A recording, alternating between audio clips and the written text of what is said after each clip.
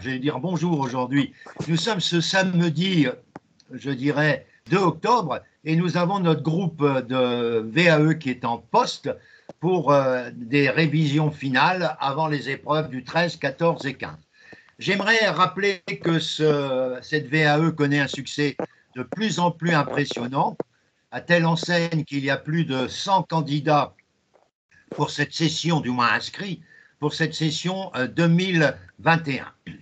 Je rappelle que cette VAE se décompose en 2 stades. Un stade administratif, c'est le livret 1, et un stade beaucoup plus descriptif, beaucoup plus important, qui demande plusieurs semaines de travaux, c'est le livret 2, qui doit recenser toutes les expériences qui sont en rapport avec le référentiel de chaque UV.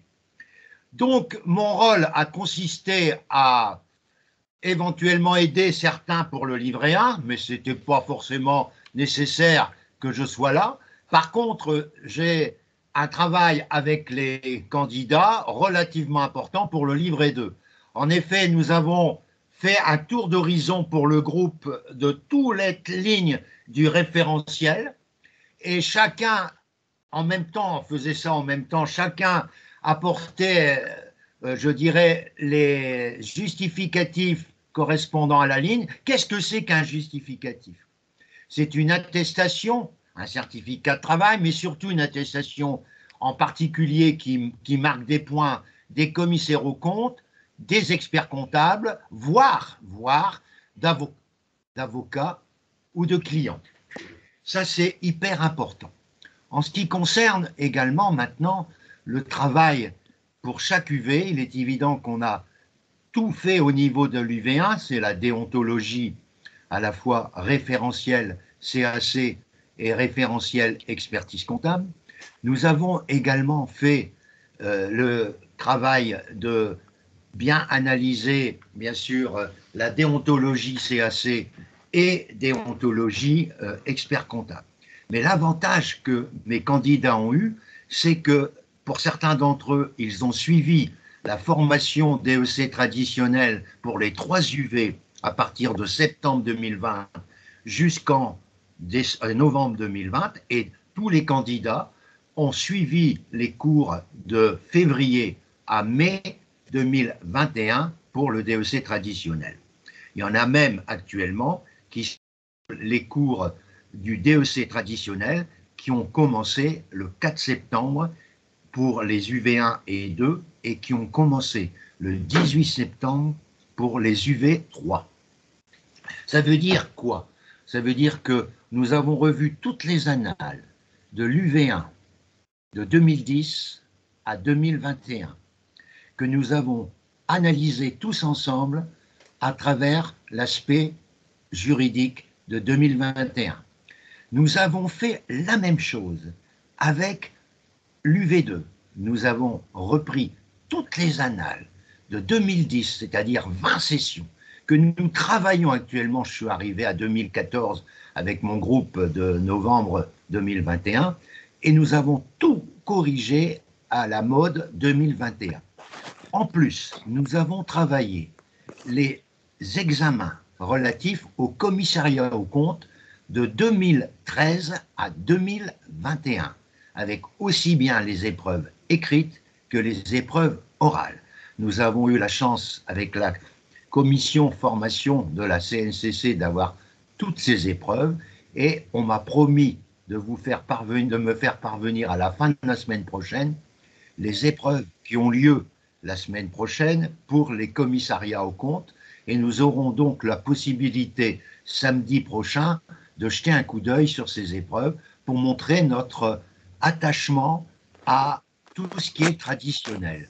Ensuite, nous avons vu les DSCG 4 et 1 de 2010 à 2021 de l'État, et nous avons vu le DSCG 1 et 4 du DSCG ATEC. Vous imaginez donc que notre expérience au niveau de la VAE a été très impressionnante, et la formation et le sacrifice, entre guillemets, qu'ont fait les candidats qui sont derrière moi aujourd'hui, c'est de passer presque tous les samedis matins et dimanches matins à pouvoir travailler comme le DEC traditionnel. Alors, nous sommes en train aujourd'hui de nous aider à être très très bien le jour de l'exposé qui a lieu entre le 13 et 15 octobre pour les candidats de cette session. Je vous rappelle que l'épreuve dure 45 minutes. C'est 10 minutes d'entretien où vous devez être capable de vous faire, je dirais, accepter d'une manière positive, c'est-à-dire comment? Tout d'abord, c'est se présenter, rappeler son cursus rapide, académique et professionnel, sans forcément citer les noms des entreprises, à moins que vous ayez des attestations qui témoignent avec les certificats de travail, mais ce n'est pas la peine dans l'exposé de rappeler sans arrêt le nom des entreprises, ce n'est pas forcément nécessaire. Et ensuite, vous allez passer en revue les éléments de chacune de ces UV. C'est-à-dire que vous allez apporter un complément. Vous dites l'UV1 a été réalisé en effet avec tous les référentiels justificatifs de cette UV. En plus, je rappelle que j'ai suivi les cours de DFT formation pendant plusieurs mois au niveau de cette UV1, où j'ai pu travailler toutes les annales de 2010 à 2021 dans les conditions de la juridiction 2021.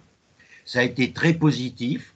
L'animateur nous demandait d'apprendre presque par cœur le référentiel commissariat et pas le référentiel. L'aspect, je dirais, de la déontologie CAC, où il y a quelques pages à apprendre, et la déontologie expert comptable. Donc ça a été pour moi très positif. Et selon mes fonctions, il est évident qu'étant dans un cabinet ou dans un organisme agréé ou étant en rapport avec le commissaire aux comptes en permanence, j'ai bien sûr connaissance pratique des règles déontologiques de ces métiers du chiffre. Pour l'UV2, mon expérience a été que j'ai eu l'occasion de pouvoir travailler de nombreuses parties du référentiel UV2, mais je dirais le point essentiel, ça a été de suivre la formation du DEC traditionnel de DFT formation de 2010 à 2010, c'est-à-dire pour moi, c'est de septembre à novembre 2010, et j'ai recommencé de février à mai 2011, et j'ai recommencé depuis quelques semaines, depuis le 4 septembre, j'ai recommencé à suivre les DEC traditionnels, avec toujours l'objectif de répondre à toutes les questions de l'UV2, qui sont nombreuses et qui m'ont permis, à travers aussi, je répète, l'UV2, j'ai vu le problème du DEC traditionnel, j'ai fait fin session, j'ai revu le commissariat aux comptes de 2013 à 2021 et on a pu avoir les épreuves qui ont été passées, voyez-vous, la semaine dernière, avec samedi dernier, nous avons avec notre animateur revu toutes les épreuves du commissariat, épreuve 2020. Donc c'est pour vous dire qu'on est vraiment dans le coup. Et nous avons aussi revu tous les DSCG UV1 et UV4, car nous n'oublions pas que le DEC en théorie, c'est la révision du DCG et du DSCG. Donc les UV1 et 4 sont vraiment fort proches des questions relativement fréquentes au DEC2. Pour le DEC3, j'ai l'occasion personnellement de faire beaucoup de rapports, compte tenu de mes fonctions.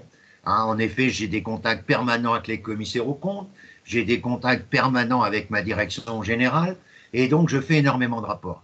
Mais la cerise sur le gâteau, pour moi, ça a été le fait que j'ai pu, avec DFT toujours, suivre les cours de soutenance blanche qui avaient lieu tous les dimanches matins, et compte tenu du nombre d'auditeurs qui ne cesse d'augmenter pour cette animation, eh bien, nous commencions le dimanche à 7 h et quelquefois nous finissions à 14 h.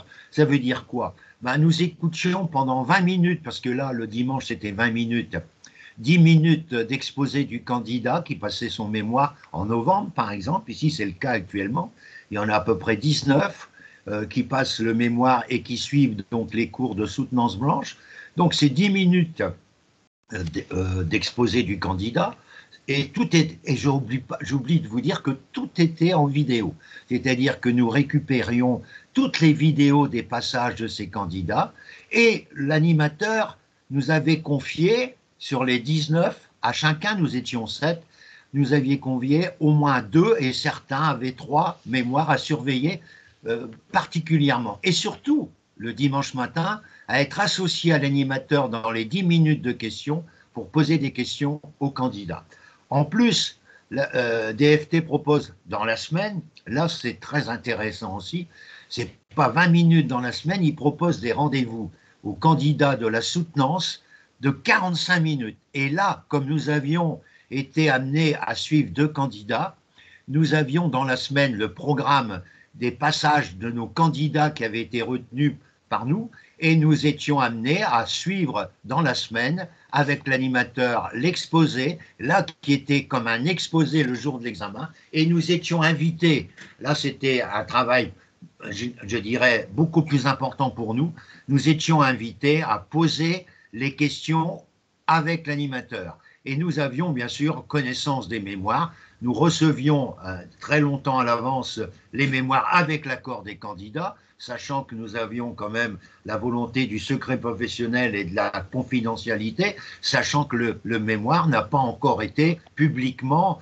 mis en évidence dans la mesure où ils n'ont pas encore soutenu, je dirais, ce mémoire officiellement. Donc il y avait toute une mesure qui est la mesure même de tout expert comptable ou de tout candidat au commissariat, c'est un élément fort que nous utilisons et que nous respectons depuis que nous avons mis les pieds dans un cabinet comptable, c'est le secret professionnel. Voyez-vous, mesdames, messieurs, comment tout cela est organisé au niveau de cette préparation, et ce n'est pas, je ne vais pas donner la parole à mes amis parce que vous n'avez pas à les connaître, mais ils savent très bien que ce que je viens de dire, c'est ce qui s'est passé. Je reste à votre entière disposition.